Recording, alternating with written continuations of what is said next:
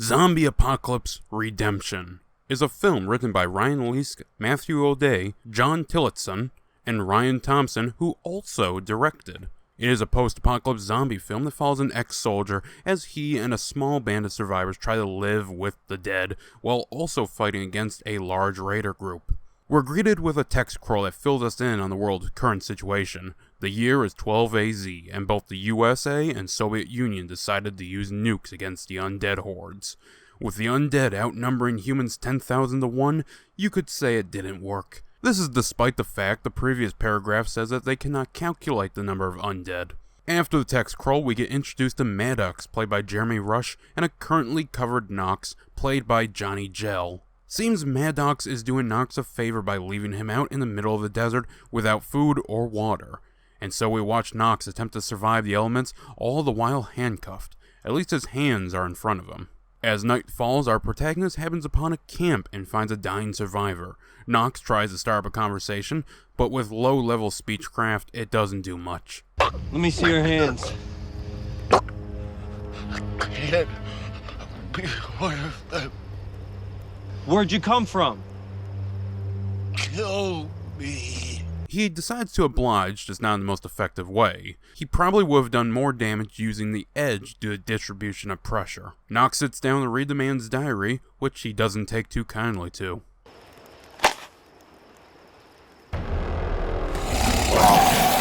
So they do battle. Knox manages to survive the sneak attack and crawls away to a handy-dandy shotgun. He pumps it to look cool while not ejecting a shell, and then blasts the zombie away. Say bye-bye, bitch. Or not. Okay, instead he pulls a condemned criminal origins tactic and uses a shotgun to fight. This doesn't work out well either. But third time's the charm as he finds a military saber for some reason, and with a strange effect on the background he kills the zombie. The fight must have taken quite a toll as he collapses to the ground. Soon he's discovered by a mysterious group of wastelanders. Back with Maddox, we find he's been captured and is awaiting execution with a crowd that's being riled up by Jimmy Doom, who is the Hooded Man. A prisoner awaits! He's a bit hammy, but it is enjoyable to watch. Seems his execution was meant to be Knox's, but hey, it's a raider camp, they need an execution every so often, so they decide to put Maddox up instead. How do you plead? The prisoner pleads guilty! Wait a minute, is that Conan's sword? The death by fire is carried out by Gelen Ismail. As Maddox burns, we get our first look at Rome, played by Jerry Lynch. Cutting to the next day, we find Knox waking up in the survivor camp. They still haven't removed his cuffs, but they are willing to give him water. Here we get introduced to Dan Lang as Doc Potter, and Sarah, played by Alicia Clark. Also, we find out that the world's currency is the same as Escape from Butcher Bay. Oh, look who's decided to join us. You owe me a carton of cigs, Doc. They keep mentioning Moses, who Knox doesn't know. Who the fuck is this Moses? I am the fucking Moses. Who the fuck are you? Ah yes, Moses, played by Fred Williamson, is one of the more recognizable actors in this film, previously acting in films like Dusk Till Dawn, Star Trek the Original Series, and many more. The man has a long list of credits on IMDb. We then move over to Rome and his lover Angelique Skye, who plays Cienfuegos. Turns out Rome doesn't choke the chicken, but instead chokes the frog. Rome's scouts report that they haven't found him, and it turns out Rome is a fan of absolutes. Most likely, he's dried up under 10 feet of sand. Most likely. I don't do most likely. Lynch then does his best impression of Zod. We send out more scouts. That means more gas, more supplies.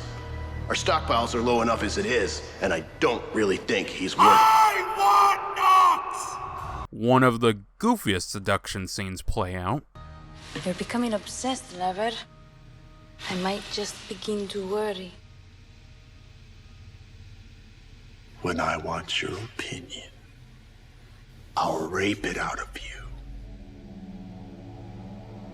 I think you should try and relax.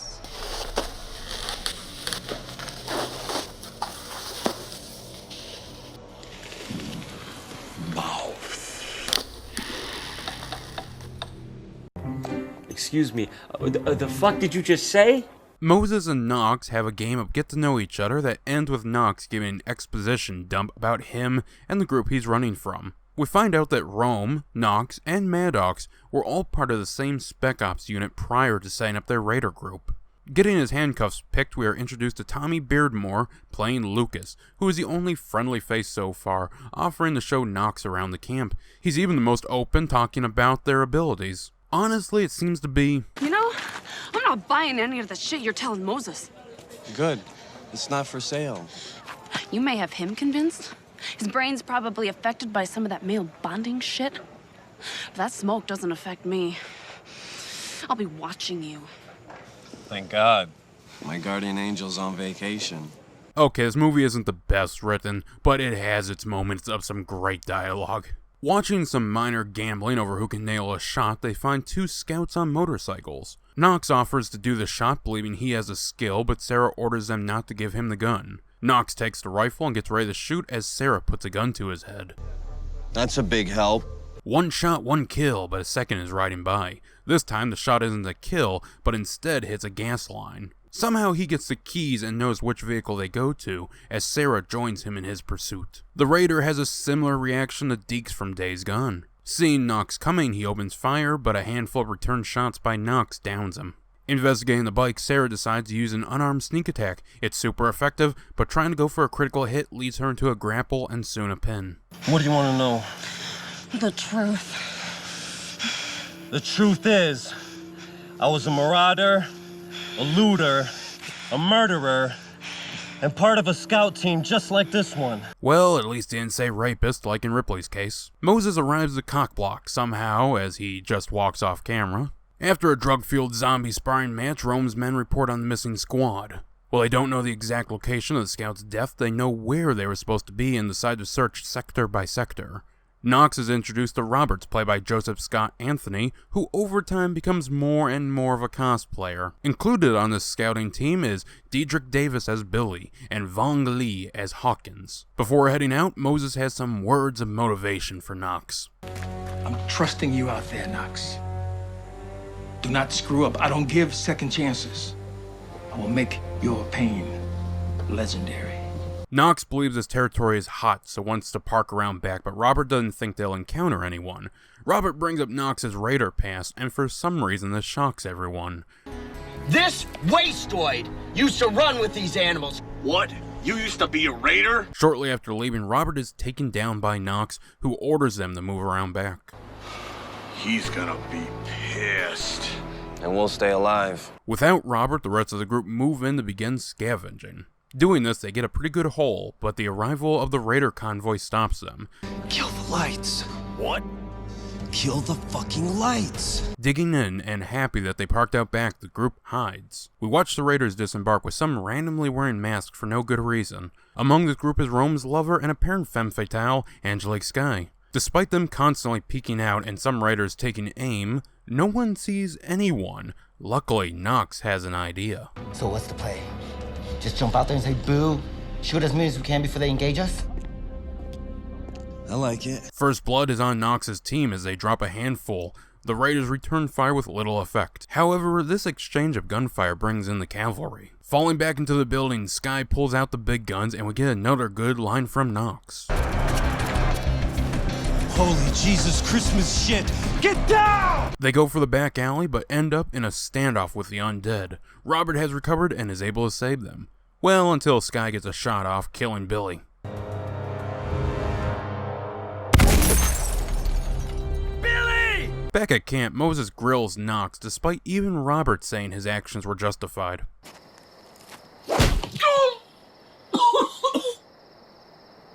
That's for Billy.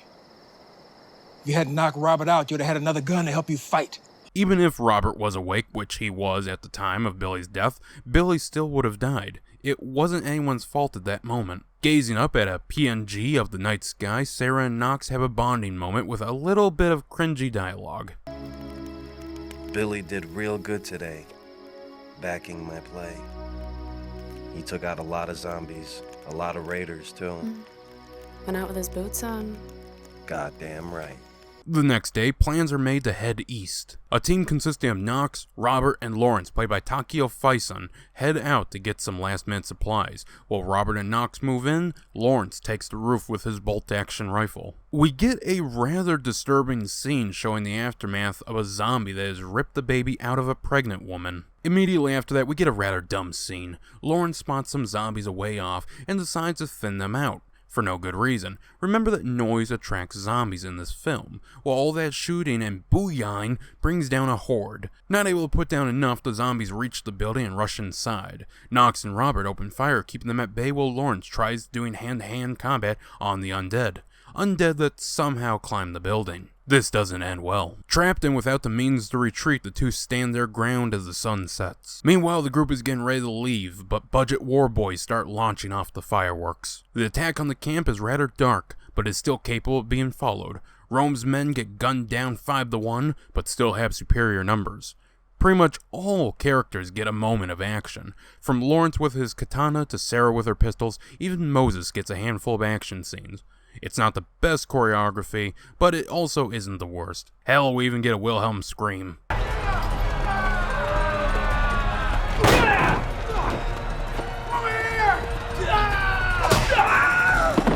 The scene comes to a close as Moses gets his hand on a minigun. Back with Knox and Robert, it's clear they won this match of infection. Arriving back at their camp, we get a decent take on the Terminator 2 theme.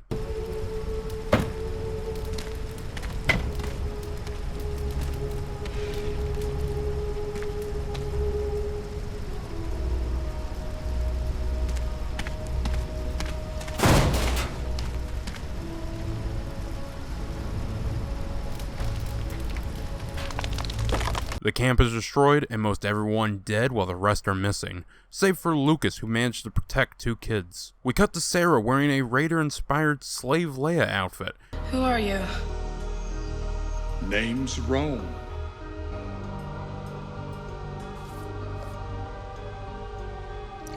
I'm not sure if he drugged her drink or the evildoer watered it down. The 3 remaining survivors discussed how to get in. And yes, the actor playing Knox could actually manage to fit into the box.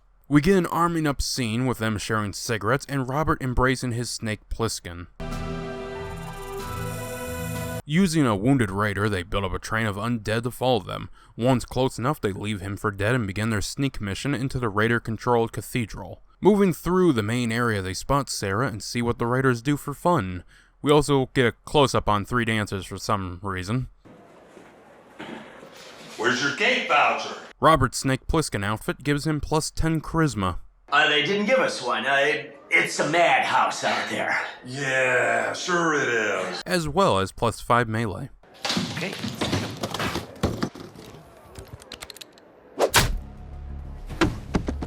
Now in the armory, they plan out their next steps, and Knox gives Robert the C4 detonator which they just found. In the lunchroom, Robert and Lucas start a brawl between themselves.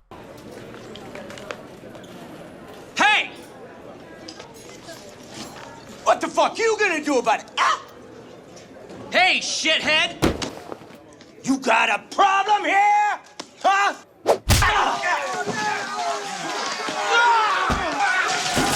This distraction allows Knox to sneak in and set the C4, but it doesn't last long as they get called out for breaking into the armory. Knox finds Sarah and gets information on where everyone is, as well as a smooch. While the dynamic duo work on breaking free, Rome and Knox come face to face. Hello, Gordon. Finally, your head's coming outside your arsehole. Now sit down, you fucking... With a shot going off, we cut back to the two breaking free and retrieving their gear. Rome misses every shot, but eventually gets Knox at gunpoint. Raider slave outfit gives +3 to backstab, which distracts Rome long enough for Knox to move. The two fight, and it's with Sarah occasionally hopping in. Rome gives some meme faces as he pins the two. A nut shot allows Knox to get a chain around Rome, and after a few punches manages to not only hang the man, but also slip a live grenade into Rome's pants.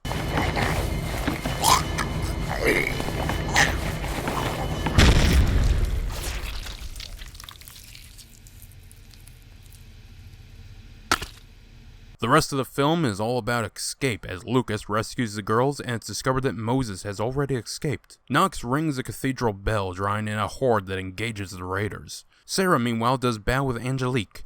Undead pour in, separating Lucas and Robert, the latter of whom apparently has a full auto pistol.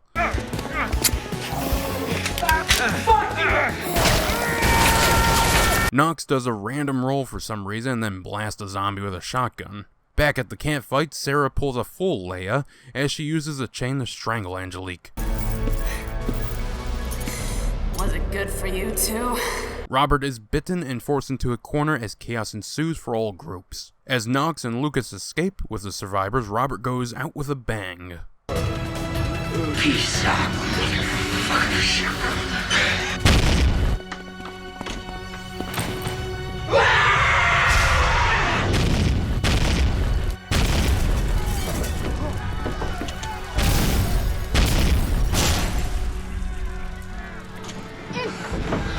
Attaboy, Bobby. A short credit scene shows two traders coming across Moses, who closes out the film. Hello there, stranger. Carton of cigarettes for a fresh canteen? No cigarettes. Where you headed, stranger? Where there's peace.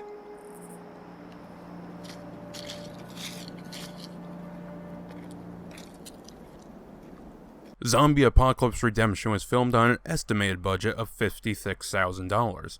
I'm not sure how much it grossed, as I couldn't find information on that. It was filmed in multiple locations, ranging from Detroit and Ann Arbor, Michigan, to Barstow, California, and even Las Vegas, Nevada for that desert scene in the opening. Redemption is actually a follow-up to Ryan Thompson's Zombie Apocalypse, which was made while Thompson was attending college. The survivor found in the start is apparently the protagonist of the first film. Johnny Gell met Thompson through another film short that was part of Anthology of Terror. It looks rather interesting, and I may be taking a look at that one day.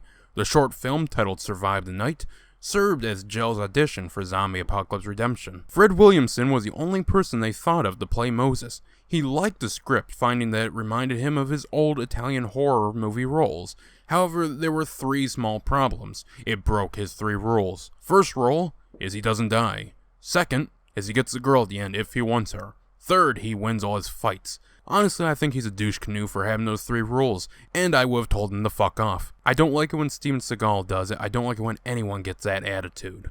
Gell says he went through extensive training for this film, and while it is on par with, say, Keanu Reeves, I will say that he seems to really enjoy his role and embodies what he's doing. He even did his own stunts, which I have to respect. The music was done by Steve Longsworth, who also did half the music for the first film.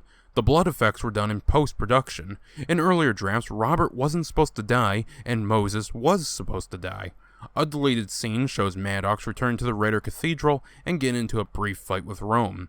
Here it's made clear that Maddox and Knox are brothers. This detail apparently isn't in the movie, despite Knox saying brother when talking about Maddox. So you ex-military? Yeah. I was in the same outfit as the Raiders leader, Rome. My brother, too. Special ops.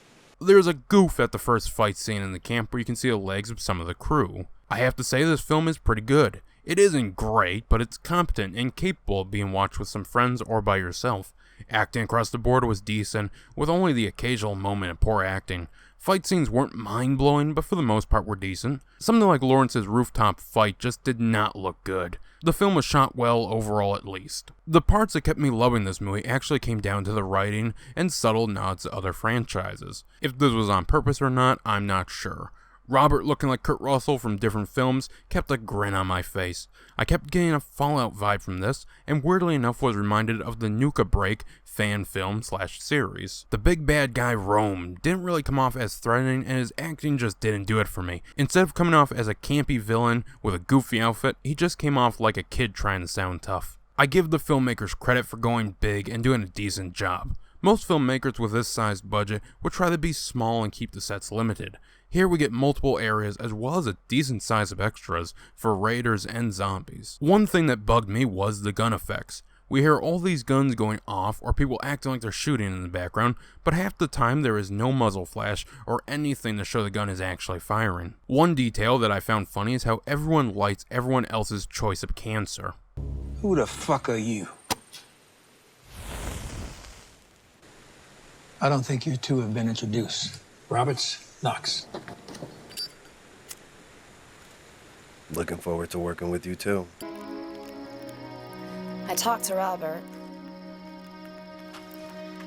He, explained a couple things.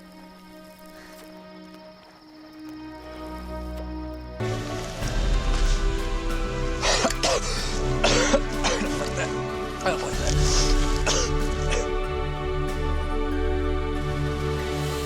I remember buying this movie a long time ago at a local comic convention. I think it cost me $10 or so, and I have to say I'd happily pay $10 if I had the chance to do it again. If you want to see a zombie flick, you can do so much worse than this film. I fully suggest checking this movie out. I, for one, would love to see a third entry. Maybe next time you won't get an actor with a stick up his ass. So what you're telling me is two men broke into our armory and gave us weapons. Is that what you're telling me right now, Cox? And now, folks, it's time to say goodnight. We sincerely appreciate your patronage and hope we've succeeded in bringing you an enjoyable evening of entertainment. Please drive home carefully and come back again soon. Good night.